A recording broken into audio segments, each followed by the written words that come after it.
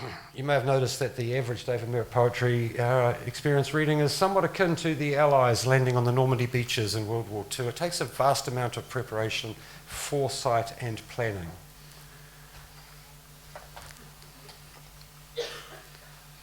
You may end up on the wrong beach, however. This is called Minimum Wage Slaves.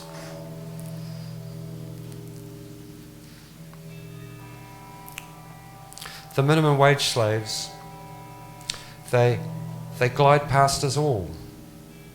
They're invisible, unseen. The minimum wage slaves are only there to be complained to or ordered about. Now, we're at one with them because so many of us have been minimum wage slaves in our past, or now in our present, or will be so at some predetermined point in our personal futures. The minimum wage slaves, they clear my full ashtrays, they make my flat whites, they bar scan my groceries, they fix the holes, they fix the holes in the roads and in the drains. The minimum wage slaves, they drive my buses, they fuel me with diesel any time of the day or night. They will microwave my pies. They'll give me cardboard and coffee grounds in the cafes and supermarkets up and down the nation. The minimum wage slaves, they will unload my USB mass data storage devices and then they will do my photocopying. The minimum wage slaves, they will wash my dirty dishes. The minimum wage slaves will get me my salt or my sugar or my new knife. The minimum wage slaves will make my clothing. They'll make my shoes, they'll make my watch, they'll make my soap, they'll make my computer, they'll make my candles, and they certainly will make my glue sticks. The minimum wage slaves, they will can my tuna, they will bag my pasta, they will look after me for anything I need, such as rice or flour. The minimum wage slaves will assemble my gasket sets in South Korea. They will box my bananas in Ecuador. The minimum wage slaves will make my cell phone, my laptop, my radio, and my digital camera in the Philippines. The minimum wage slaves generate my game console. The minimum wage slaves make my big plasma TV. The minimum wage slaves, they make the batteries. And it all comes from the minimum wage slaves. Enough. Full stop.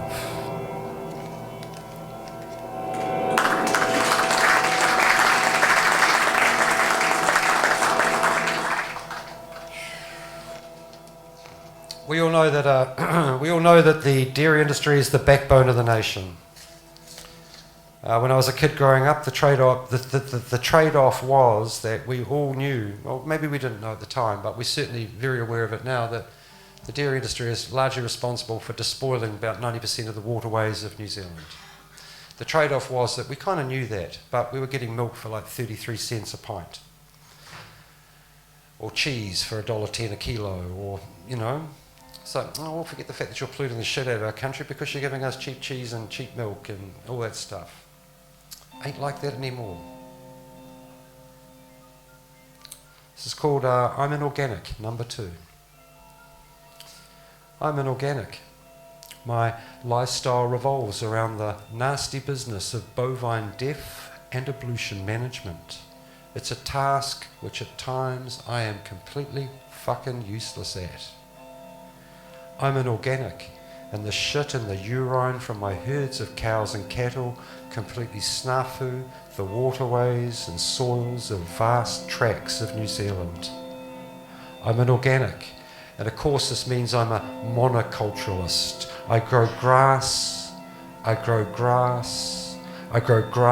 the tragic overuse of nitrates and phosphates onto 6 inches of very fragile topsoils.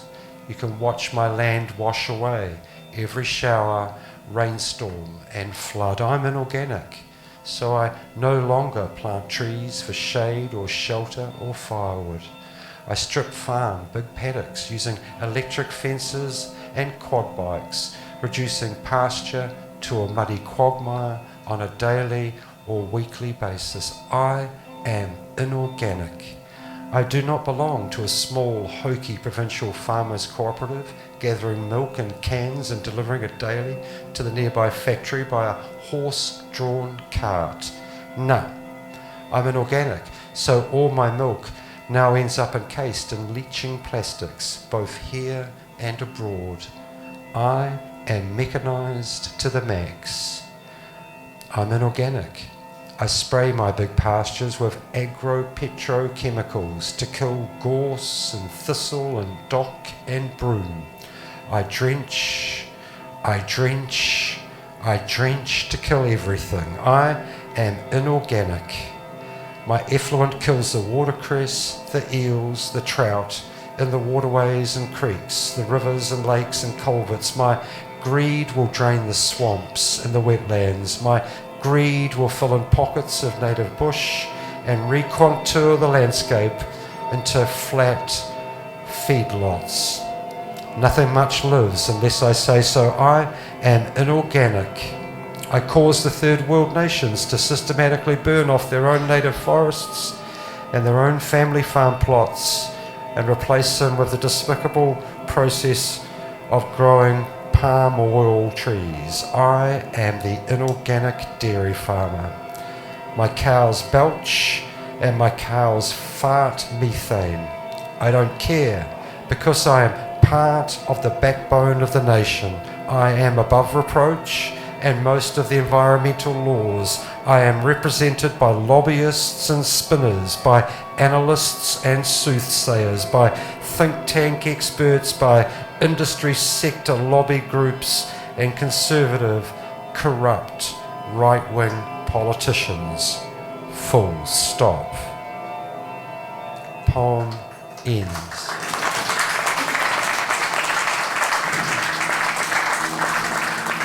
Quite a cheerful number, that one, isn't it, eh? Just while I got you in the cheerful mood, I'll just hit you another.